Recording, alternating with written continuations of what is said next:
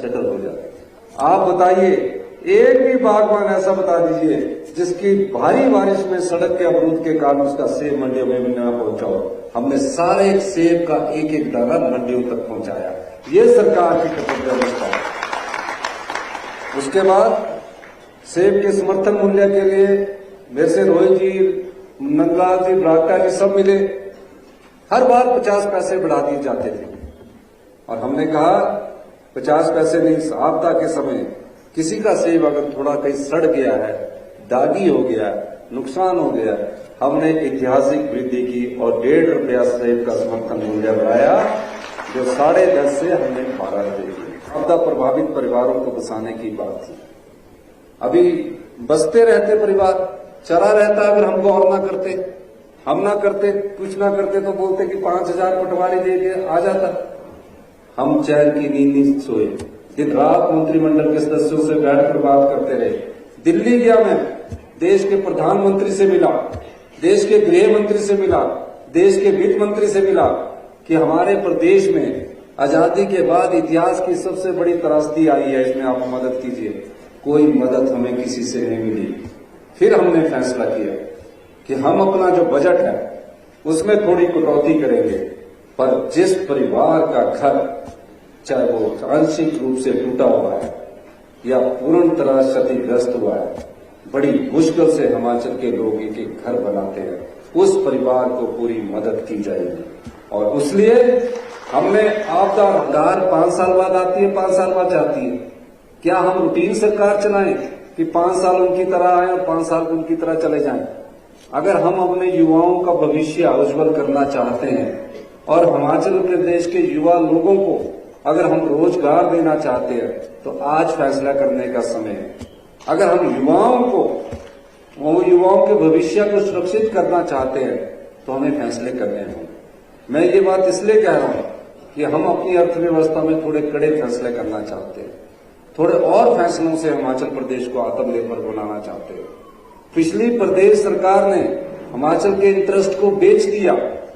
आपको मैं ये बताना चाहता हूं, जब मैं सरकार में आया और अभी मैं स्टडी कर रहा हूं, जहां से हमको पैसा आना था पावर प्रोजेक्ट से, वहां हमारे ना तो लाडा दे रहे हैं, ना जीएसटी दे रहे हैं और ना ही फ्री रॉयल्टी दे रहे हैं। जो लूरी में डैम बन रहा है, जो सुन्नी में डैम बन रहा है, जो धौला सिंह नदौन में डैम बन रहा है, उसका कुछ क्षेत्र हमारे को नहीं मिल रहा। सिर्फ हमारा पानी का वो प्रयोग कर रहे हैं और 40 साल बाद हमें 25% के करीब फ्री बिजली मिलेगी, यानी कि 40 साल तक हमें 5% फ्री रॉयल्टी मिलेगी। हमने आत्मनिर्भर हिमाचल के लिए उस फैसले को भी बदलने का निर्णय किया है कि अगर हमें वो फ्री रॉयल्टी 12% देते हैं पहले 12 साल में और 12 से 30 साल में 30% देते हैं और 40 साल बाद हमें प्रोजेक्ट वापस कर देते हैं, तो हम उनके साथ समझौता करेंगे। नहीं तो ये तीनों प्रोजेक्ट भी सरकार टेक ओवर करने के लिए तैयार है। तो मैं इतना कहते हुए आप लोग हमारा साथ दीजिए। बीजेपी के लोग झूठ बोलते हैं, ठगते हैं लोगों को। हम लोग तो आज करके दिखा रहे हैं और आने वाले समय में भी 4 साल में करके दिखाएंगे।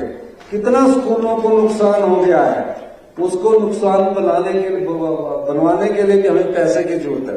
सरकार कैसे चलती है, आपको मैं सरकार चलाने का भी थोड़ा बहुत बताना चाहूंगा।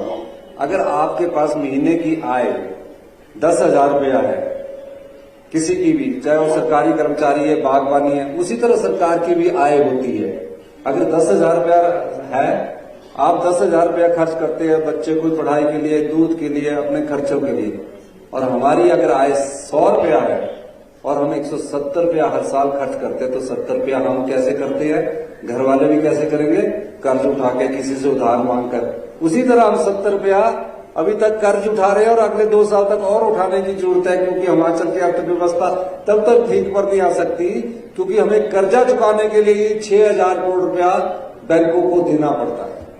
लेकिन इस दृष्टि से हम सोच रहे हैं कि 5 साल में हमारी अर्थव्यवस्था पटरी पर आए और आने वाले 10 सालों में, मैं आपको कह के जा रहा हूं, क्योंकि इस आलू ग्रोड की जनसभा में हमने पहले भी किया, आने वाले 10 सालों में हम हिमाचल प्रदेश को हिंदुस्तान का सबसे समृद्धशाली राज्य बनाएंगे और अमीर राज्य बनाएंगे। इस दृष्टि से हमारी सरकार काम कर रही है। इसी के साथ राठौर जी ने एक और मांग की है मैं तो काफी आता रहता हूँ। एक बारी सिंघा साहब भी मेरे पास आए कि बहुत बड़ा नुकसान हुआ पंचायतों को, आप कीजिए। हमने कहा हम बिल्कुल मदद करेंगे। और उसे अभी वैसे राठौर साहब ने जब हमसे मांग की और राठौर साहब ने ये कहा कि मेरे यहाँ फायर ब्रिगेड का भवन होना चाहिए, और एक और मांग की इन्होंने। राठौर साहब आपके संबंध में मैं कहना चाहता हूं, राठौर साहब हमेशा इतने कागज लेके जाते हैं, उसमें कई हर रोड का नाम लिखा होता है, हर हॉस्पिटल में कितने डॉक्टर चाहिए वो लिखा होता है, जितने पीएससी चाहिए उसमें लिखा होता है। मैं जो डिस्ट्रिक्ट हॉस्पिटल की आप बात कर रहे हैं उसकी मैं स्टडी करवाऊंगा, और जहां तक फिजिबल होगा उसके बाद मैं आपको बताऊंगा। लेकिन जो यहाँ आपने मुझे कहा है कि डॉक्टरों की कमी है, अल्ट्रासाउंड की कमी है, उसको हम तुरंत प्रभाव से जल्दी आने वाले समय में पूरा करेंगे, क्योंकि अभी हमें एक ज्ञापन भी नीचे दिया गया है। तो उस सिलसिले में मैं ये पूरा आपके जो ठोक में डिस्ट्रिक्ट हॉस्पिटल की संभावनाएं क्या है उसको भी तलाशा जाएगा, ये मैं आपके कहना चाहता हूँ। और अभी हमारे बीच में पीडब्ल्यूडी मिनिस्टर थोड़े लेट हो गए, ये रामपुर से आए हैं विक्रम मित्या जी, और तो ये शब्द मैं कह के कि ठोक में और भी अभी हम आने वाले समय में जो भी काम होंगे उनको करेंगे। और जो फायर ब्रिगेड की बिल्डिंग के लिए आपने जो कहा है उसको तो मैं स्वीकृति प्रदान करता हूं। और जो डिस्ट्रिक्ट हॉस्पिटल है उसका एक सर्वे होगा, जब तक वो सर्वे पूरा होगा तब तक यहाँ जो डॉक्टरों की कमी है उन कमियों को मैं पूरा करूंगा। जो अल्ट्रासाउंड की मशीन खराब पड़ी है, क्या वहां नई अल्ट्रासाउंड की मशीन लानी है? राठौर साहब ने एक और से गाड़ी में बात की कि ब्लड बैंक का यहाँ होना चाहिए, उसकी दृष्टि से भी हम उसकी स्वीकृति प्रदान कर देंगे। और इन्हीं शब्दों के साथ एक काम करने जा रहे हैं। अभी इस 31 मार्च से पहले 20,000 सरकारी क्षेत्र में रोजगार के अवसर निकलने जा रहे हैं। वन मित्रों की भर्ती शुरू हो गई है। 9,000 के करीब आईपीएच में हम para pump operator, para fitter, para electricians ये सब भरने जा रहे हैं।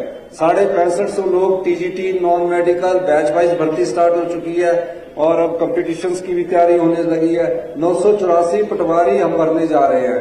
800 के करीब स्टाफ नर्सिस हम भरने जा रहे हैं। ये सब नियुक्तियां इन्हीं 3-4 महीनों में होगी। आप पाएंगे सरकारी क्षेत्र में जितना संभव होगा हम सरकार को रोजगार देंगे, युवाओं को रोजगार देंगे। लेकिन रोजगार के अवसर पैदा करना भी सरकार का दायित्व है। इस दृष्टि से भी हम अभी कार्य करने जा रहे हैं। और अगले साल से जो बागवान लोग बैठे हैं, बागवानों का हमारी बात दुबई में हुई है कि आपके सेब को कैसे आपको अच्छा पैसे मिले, उस दृष्टि से हमारी बातचीत जो दुबई के बड़े उद्योगपति है उनसे हुई है। वो अभी जनवरी में यहाँ आएंगे। बागवानों के सेब को उचित मूल्य दिलाने के लिए हमने उनके साथ बातचीत की है। क्या फैसला होता है वो आने वाले समय में पता लगेगा। लेकिन मैं बागवानों को एक आश्वासन देना चाहता हूँ कि अगले वर्ष से यहाँ यूनिवर्सल कार्टन के माध्यम से सेब का खरीद की जाएगी,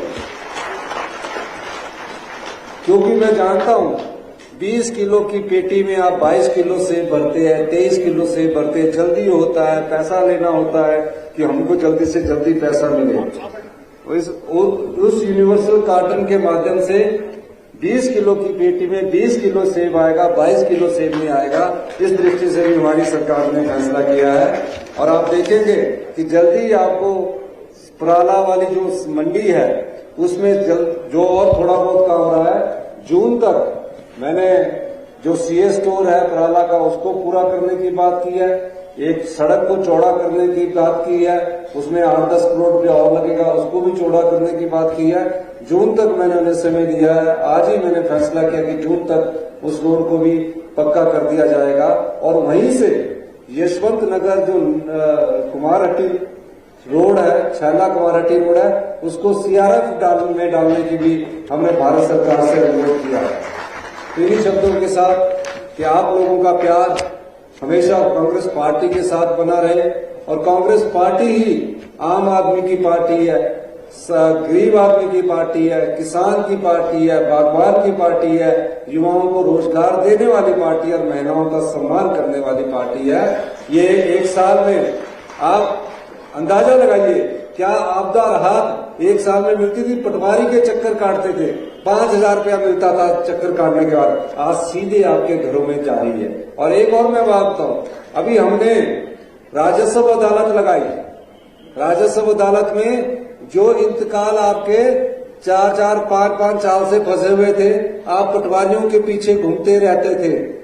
हमने तकसीमें, जिसमें पोते के समय, दादे के समय तकसीम शुरू होती थी और पोते के समय भी पूरी नहीं होती थी, हमने कहा पटवारी, कानगो, तहसीलदार, डीसी तक की एसीआर उनके इन राजस्व अदालतों के फैसले के आधार पर आने वाले समय में लिखी जाएगी। और उसका असर क्या हुआ?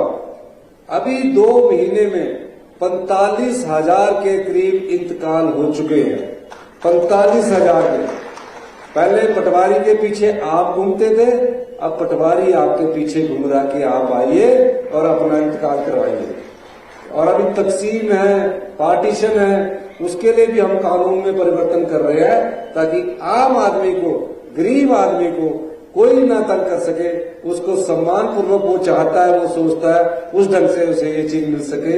इन्हीं शब्दों के साथ एक बार फिर से मैं ठोक के इस आलू ग्राउंड में शिमला जिला से आए सभी आपदा प्रभावित परिवारों का और प्रधानों का धन्यवाद करना चाहता हूँ, इस आशा के साथ कि आने वाले समय में हिमाचल का भविष्य उज्जवल होगा और हिमाचल आत्मनिर्भर हिमाचल की ओर आगे बढ़ेगा। धन्यवाद। जय हिंद।